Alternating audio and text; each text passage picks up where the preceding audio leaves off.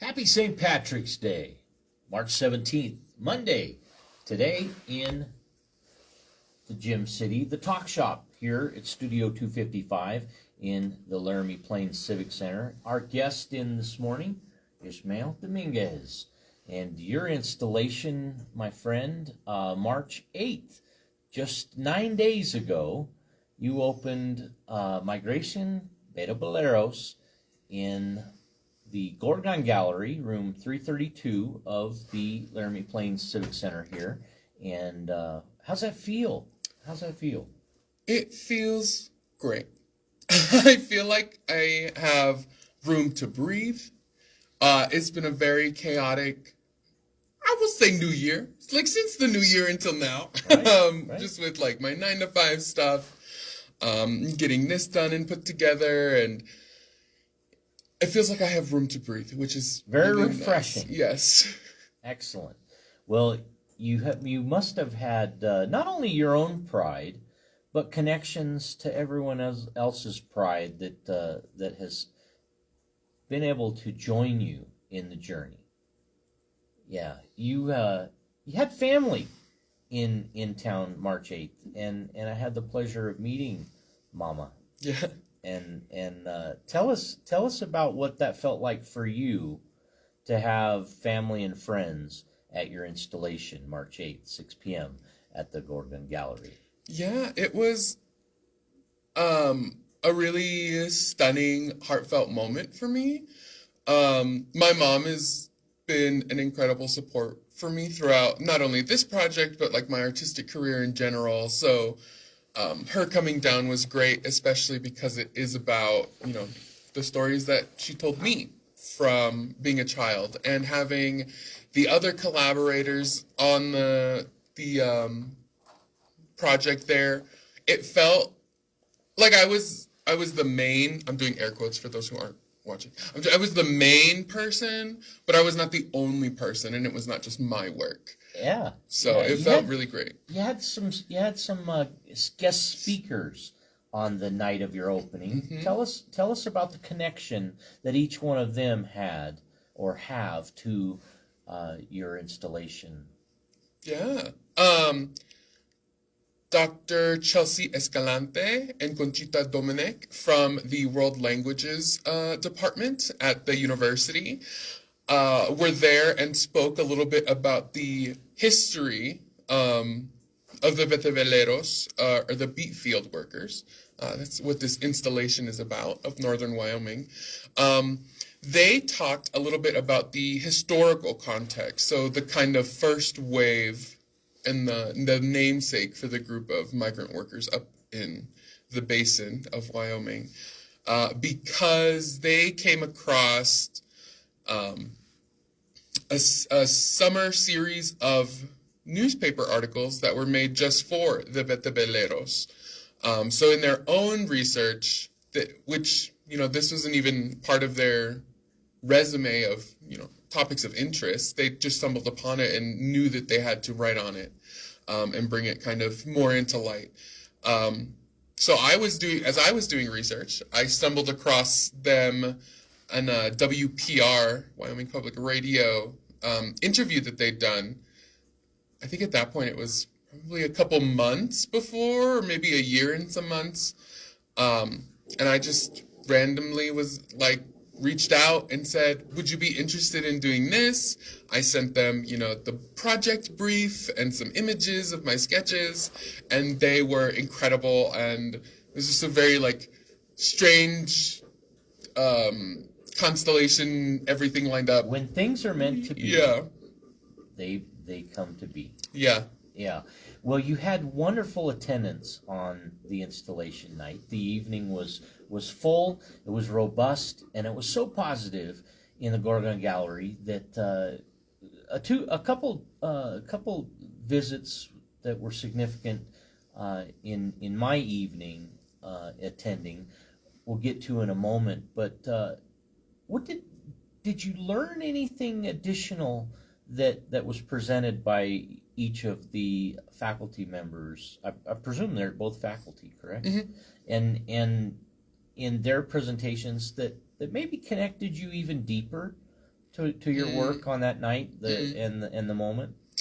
Yeah, I think, I'd read through their articles, and because their statement is part of some of the printed materials, I'd glanced through that before the opening. But hearing them talk about the Betebeleros inclusion during certain events of like, yes, please come to this, always with the caveat, always with the line of, if you come to the theater, you can only sit on this side of the theater because that is for colored people, as they would have said back then. Right.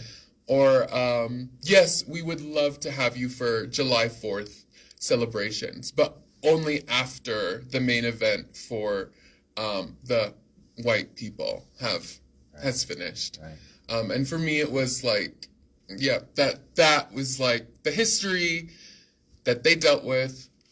In some ways, those racist tones resonated through to when my mom was there, in Powell, working in the fields also, to even like myself as a younger person. It went to physical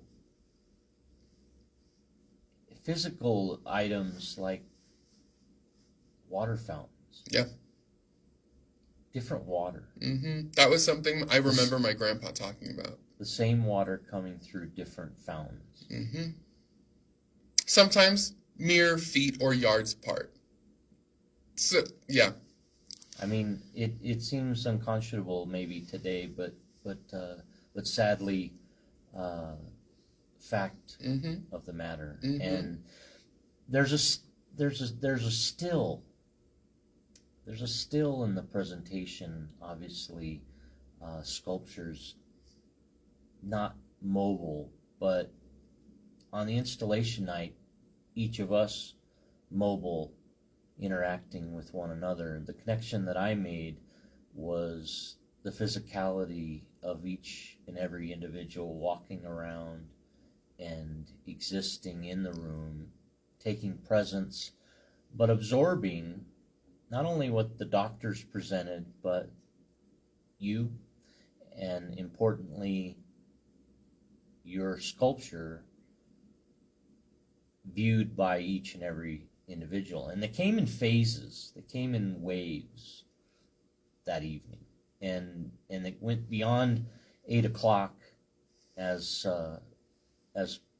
billed on the posters for the evening. The gallery location, again, if you haven't seen those, room 332 in the Laramie Plains Civic Center. That's 710 East Garfield Street, right here in the Laramie Plains Civic Center. Proudly brought to you by the Wyoming Humanities, as well as the Gorgon Gallery, KOCA 93.5 FM, and Artelect. And each of those programs, partners and partial funding supporters. Are there any others that we should acknowledge that might not have made the poster, but they've significantly joined in the journey of Migration Betebeleros? Yeah, I think all of the collaborators on the project, they're on a bigger write-up in the gallery, but doctors that we've talked about, Chelsea and Conchita, definitely, absolutely them. Sound engineer and hands-on help for day of troubles and installation. Leland Wallace, Ethan Hodgson taught me all of the woodcraft that went into the project. My husband, Jimmy Wheelock, who really great studio assistant during all of my hard times. I slept 2 hours before, or I guess the day of the opening, and he slept 3. So he was truly in it with me, and I'm very grateful for that. What comments did he make of the day to you? Yeah. If you don't mind sharing. Mm-hmm. It was a very stressful time. Part of this is, as we've been talking, is me being honest about the process. Yeah.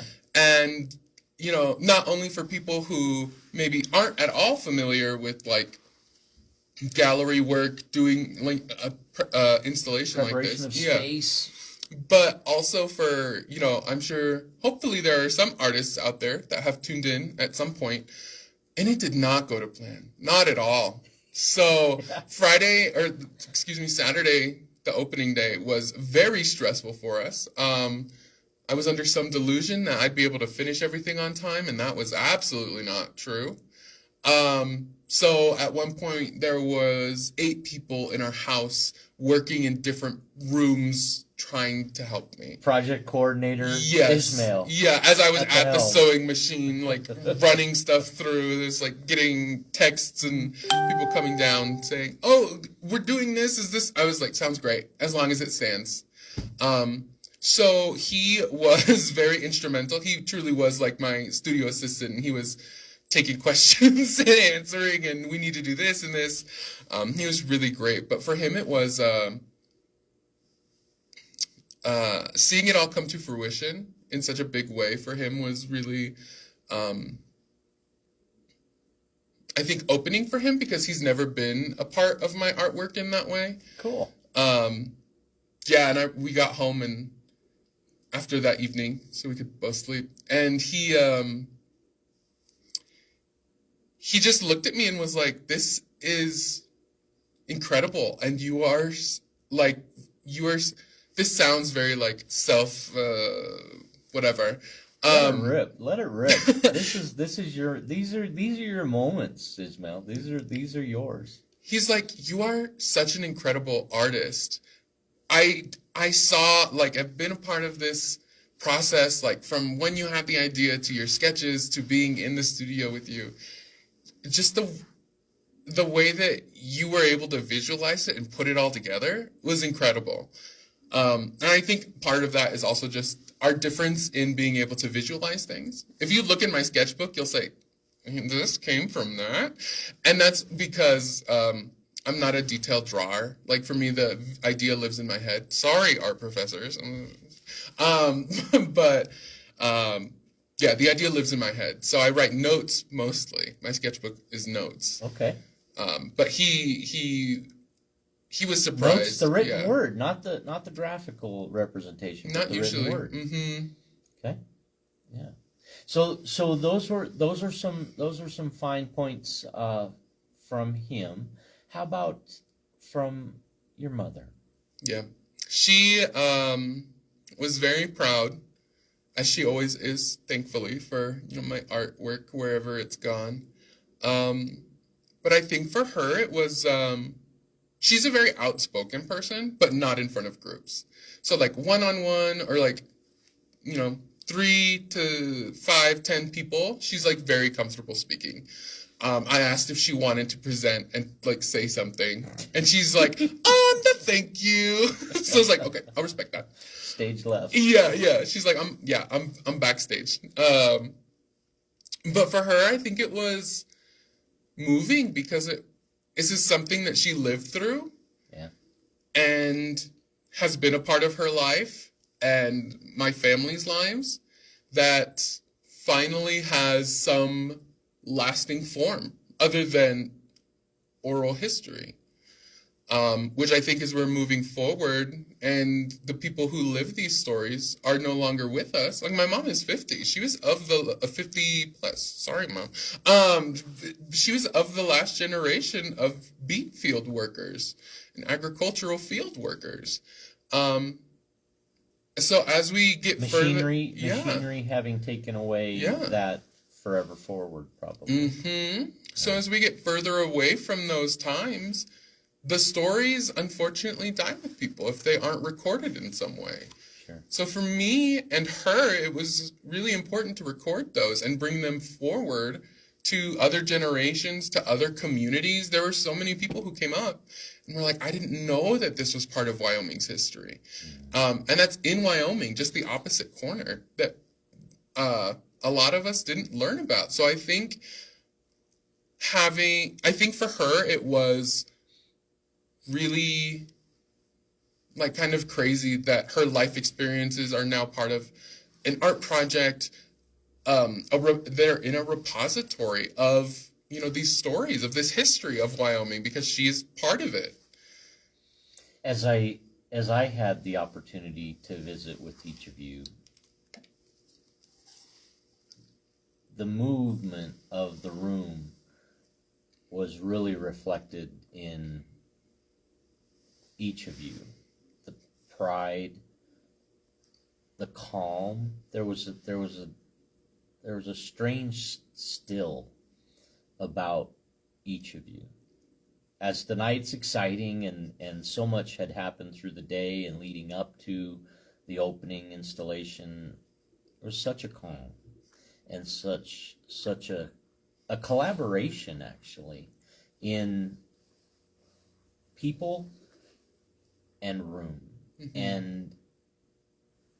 And for anybody who makes this installation available through April 30th, Mm-hmm. in the Gorgon Gallery, I'd encourage you to imagine a room full of people in and around and in between different display features of Migration Beta Boleros. But sitting at the chairs, which I presume they'll be in there as people would go around, though they might be empty when you travel through, as you imagine sitting on one of those open couch chairs in the Gorgon Gallery and taking it all in as through the eyes of a mother to her son. And I sat to the left of your mother and asked a few questions, and you could just see the glow. You could just hear the conviction and the pride, and you got it right, Ismael.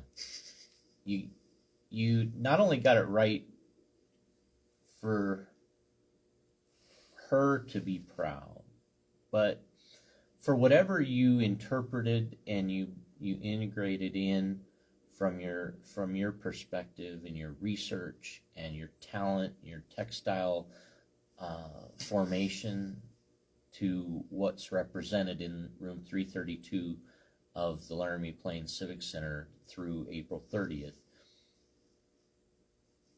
She saw it through your eyes in that night, physically. Mm-hmm. in it. And I don't know if she saw sketches prior, if you shared any of those, disclosed any of those, or integrated her feedback through the process of that area of development, but it was beautiful.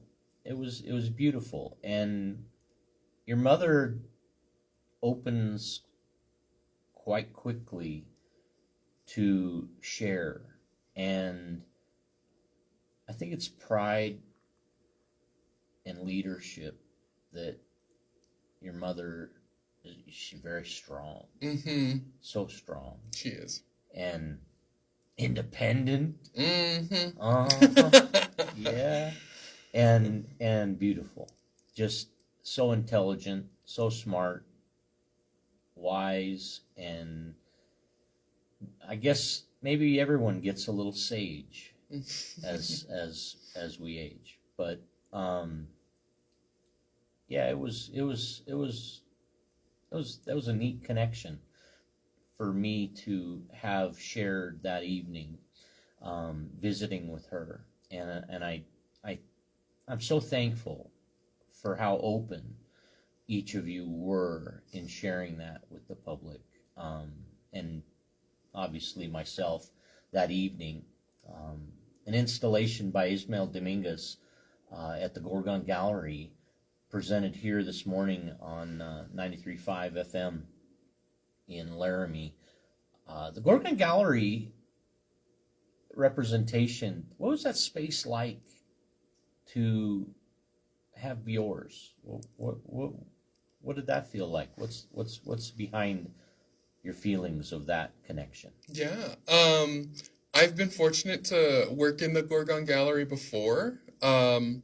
I have displayed there I've curated a show in there and had my work in there also for that, and been able to do kind of like an artist conversation. So they brought an artist in several months ago, and I was able to meet with him and talk about our work in front of a crowd. So it was conversational. So I've had a variety of opportunities to work with the Gorgon Gallery, and I've been very fortunate for that. And it was kind of scary. I think it's definitely the biggest space that I've had to myself. I've displayed in some larger areas of previous projects, but not anything that large and not something that had just my name on it. I did one installation in Casper a couple of years ago at Art 321 for an installation project that they were having. And they made the space into, it was 10 or 11 smaller rooms. So that was kind of like a first step, but this was the first time to have such a large area for just my stuff. So it was very, it was a little intimidating seeing stuff in there. I've yet to meet or complete an art piece where I didn't learn along the way.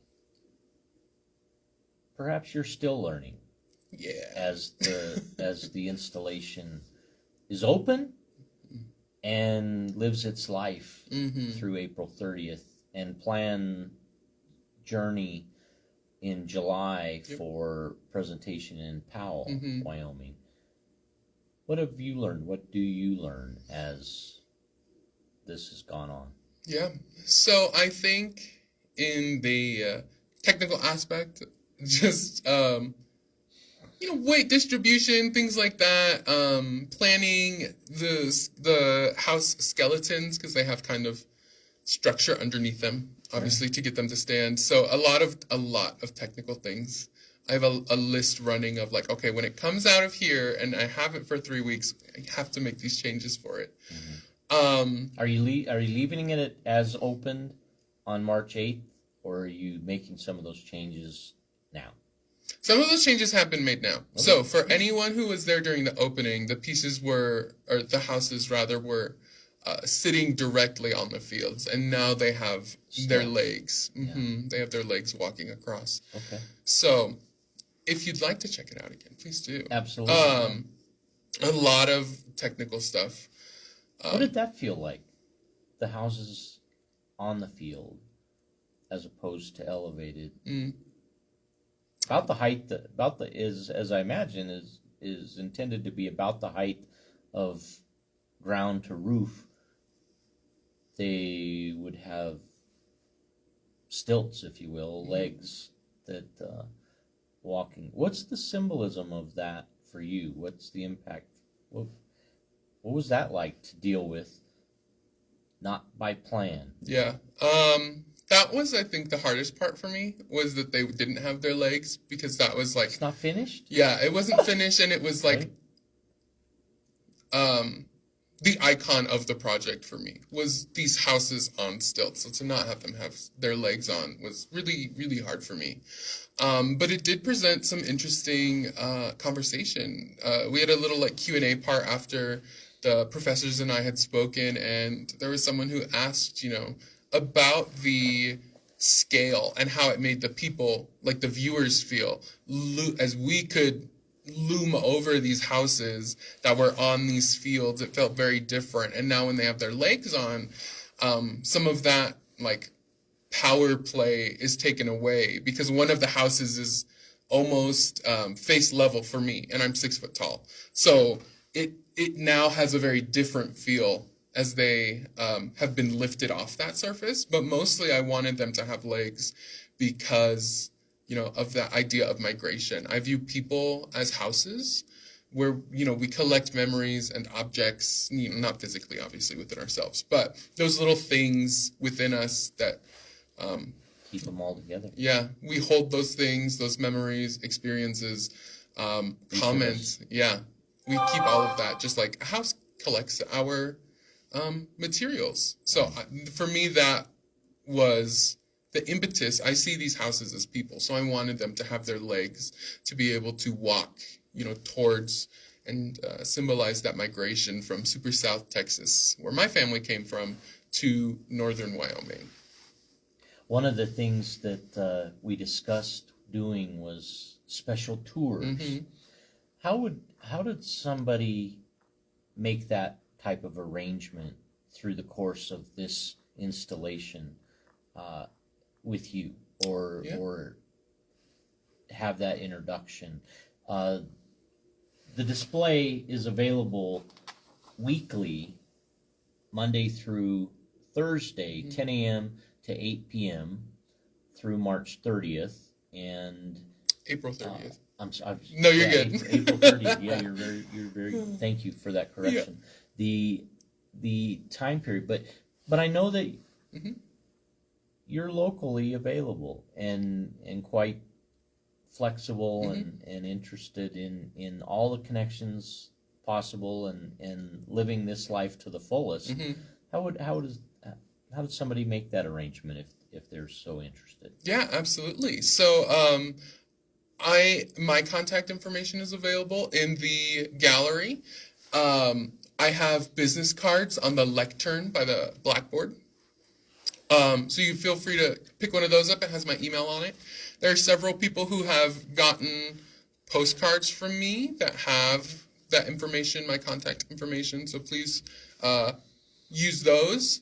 There's a QR code. There is. That is about sharing your thoughts and reactions to the installation. And have you taken in some of those comments yet, or have you waited, or what's your approach to that? I have been waiting as a little treat for myself, to kind of go through, like, it's still settling in for me. So, especially now is like, it feels the way that it's supposed to feel for me, physicality in its physical form. So I've been waiting on for those. But yes, one quick other note on contacting a special visit into the gallery. Aubrey Wallace, who is the visual arts director for the Laramie Plains Civic Center, her contact information is also in a variety of places on not only in the gallery, but also like on Laramie Plains Civic Center's website. You can contact her to do a special visit outside of those hours. Her and I can, figure out which would be easier for us to do. And Aubrey has a dynamic, unique, and precious perspective herself on Ishmael, the artist, as well. She's known you for quite some time. Yes. Yeah. And in that, we had pleasure of interviewing Aubrey in the installation evening, along with your mother and select others in the room.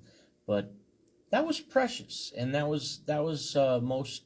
I think that's most unique, to have somebody who's seen you, your prior work, and seen this development in your career along the way, and the connection that you both make this journey together, March 8th through April 30th. Yeah. And that was dynamic, and she had a fire, a spirit, an energized night, as well as smiles were sincere and genuine. Yeah. And the cheer and the connectivity and the communication were completely open. There was talk about the significance of impressions, and some of the research denoted that there was shameful laughter back in the day. There was things that we don't find funny, but innuendo and things that demean and degrade shined too brightly. Yep. Years back. And isn't it remarkable that that's not too different today? Mm-hmm. Mm-hmm. Yeah. Yeah. I mean, as a person of color, growing up in a very small town, 6,500 people at the time that I was growing up. It's a little bit bigger now in Powell. Yeah, the stories that my mom would tell me of overt racism that she dealt with at her time, being, she was also, just like myself, born and raised in Powell. She has, at this point, 50 plus years. She still experiences it in different ways. And despite the fact that we feel very removed and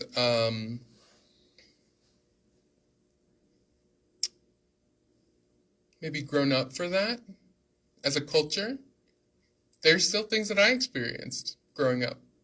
Sadly, 10, 15 years ago, yeah. Sadly, there's probably things that each of us still do. Each one of us. Yeah.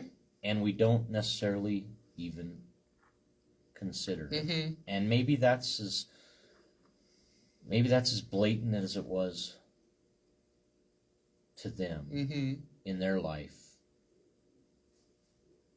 Maybe they, it's hard to imagine that they were oblivious, but yeah, I know that admittedly myself find myself considering things that I don't know that they considered them back then widely. And maybe that makes us improved, but certainly far from perfect. As you think about the changes that you make, I can't tell you that it'll be a joy to go back, but there'll be an impact for me that the way that the room struck me that night, I'll have a revisit, and that impact, it sounds to be 6 foot, a rise of 6 foot presentation of the homes, that representing the migration for you, and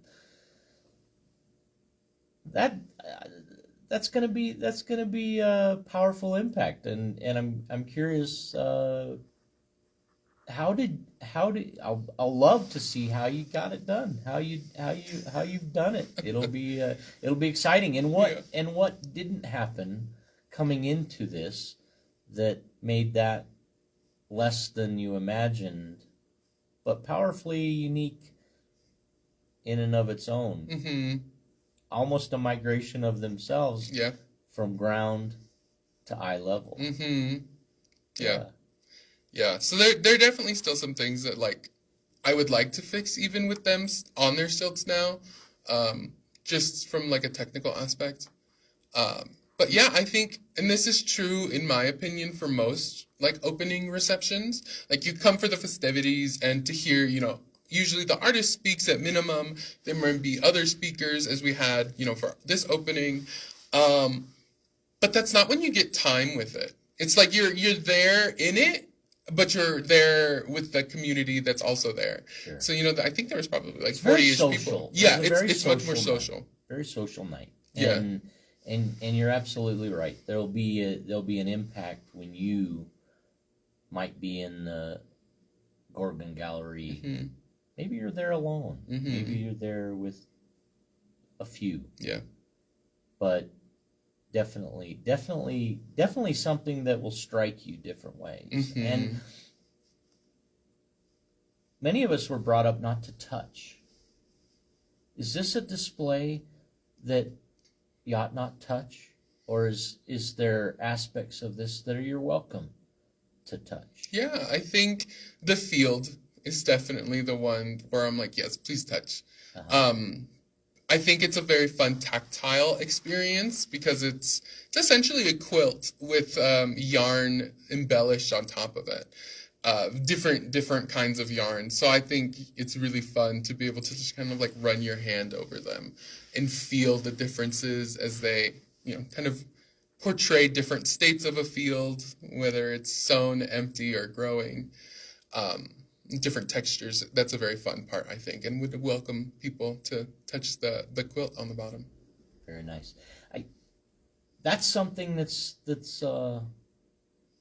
often not known and might not be familiar to guests viewing the presentation, and to be able to know that directly from the artist, the sculptor himself, is really it's special, and I think a moment the Talk Shop can be proud of in having you here for a series of conversations, and I'm pleased that we'll hopefully have one prior to your closing on April 30th, and then perhaps one in between April 30th and your opening in July in Powell, as this installation travels. And do you have sights on where this display might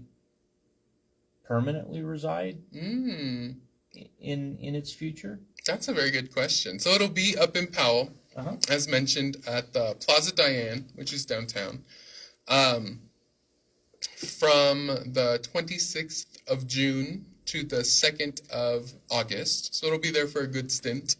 We'll have an opening reception the 10th of July, where I'll be up there. Again, in a similar fashion. I'll probably say a few words, invite others from the region to say a few words also. It will then come back down to be in Cheyenne for Los Dia de los Muertos festivities. Cheyenne is... the State Museum, probably. Yeah, it'll be... yes, the three that run it, for the most part, are Chispa, which is a Mexican-American social group over there. And the Train Depot, the Wyoming State Museum, and the Botanic Gardens are all kind of like the four big players and organizers. Sure, they were this year as well. Yeah. Last year. So they will, I'll be in contact with them to figure out where it'll live for there. But as for a permanent home, I don't know if I wanted to have one yet. Yeah. I think, I have this really strange wish that, and maybe it'll come to this at some point, but to take a trailer and make it look like one of these houses, a little like tug-along trailer, make it look like one of these houses, and be able to drive it around and set up pop-up exhibitions so that people can recognize and partake in. It can be this other traveling thing. It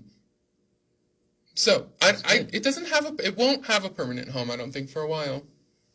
I didn't ask this of your mother or you previously, but where did your family's migration begin? As you have told your story, if this were to be an installation that was in Texas or in your family's communities of origin, where would it start? Yeah. Where would that display be held? It would be at least in the U.S. My maternal grandparents were both born in the U.S. My paternal grandparents immigrated from northern Mexico. But in the U.S., it would be in Harlingen, Texas. It's about 30 minutes from the border, so deep Texas. Yeah. So they've... and have you been there yourself? I visited. Yes, so one part of my family comes from Harlingen, Texas, and then about 30, 45 minutes away, my other family comes from McAllen, Texas. So I've been fortunate to visit. A lot of my family still lives down there. So being able to see some of these houses, and the very tall house, actually, that is in the gallery, the smaller of the two, but tallest, is my paternal grandparents' house in Harlingen, Texas. Okay. Is there opportunity or thought of a display installation there in Texas or along the path? You know, is that part of the journey in your mind, in your dream for the installation? For those not watching, I have a very devilish smile on my face. Yeah. That's part of it. I think I am now it's like, okay, the first step is done. And now it's following up with all these other things, Sure. which I'm very excited to do. You know, these taking it up to Powell, coming back down to Cheyenne. I'm looking at other places around the state that have this history with sugar beets and migrant workers. Worland, Torrington also was very prevalent in this industry in terms of Wyoming, because this is Wyoming history. So I want it to make a good round here. But I've also learned that Longmont, Colorado, kind of near Boulder, Colorado, I have experienced that they have a very large Mexican population, and I wasn't sure why. Come to find out, it is for the same reason. They grew sugar beets there also and had migrant workers. So I'm going to be, in the future, I want that to be a stop in some way, whether it's through, they have a local museum also, or if it's through a gallery. They have several galleries. Perfect. And I think, I think it'll start making its migration back home, back to its origin. There's a train museum in Greeley, Colorado, and one of the contacts that I made through prior events in Greeley, I want to introduce you to. But Joe is a gallery artist, presenter himself, and I think would be a dynamic opportunity to maybe have a life in maybe Greeley as well along your way. So I love the networking, I love the connection, I love the openness that you have to share, and I thank you for taking all of that where you go each day. It has to become logistically more difficult to plan everything for Powell. Powell's not just over the hill. It's not just across town. It's a migration of your own, and that's pretty impactful. So I'm glad you're getting all of getting all of this experience here. Yeah. In hometown. Definitely. And being able to do and design and continue to develop everything as you go. But powerful, super powerful topic, super powerful history, and I'm glad to hear the life will go each of these different areas, and that it's not likely done, but as you go, the connections and the ideas, they continue to be born, don't they? Yeah, absolutely. Yeah. And people you never met before. Maybe somebody, what was an impression shared with you since opening from maybe someone you'd never met before? Yeah. There was someone who, I was standing out before, the speaking portion. I was standing out in the hall, wanting people to have room and not have me watching them like a hawk as they walked around the exhibition and took it in. There was someone who walked in with a duffel bag, and I was like, oh, okay. It's the Civic Center. It's a very busy building, and this was on a Saturday evening, so not surprising that it wasn't out of the ordinary. Yeah. And then he pops his head in, was walking around, and I'm talking to other people, and he's like, oh, are you the artist? And he comes back out, asks me that, and we have a full conversation about, and this again was before the talk, about the history of it, how I made it, what it means, and all of that. And he's like, oh yeah, I was just in here for some going to the gym, and I saw all the signs and the people coming up, so I thought I'd come up too. And he stayed through the whole thing.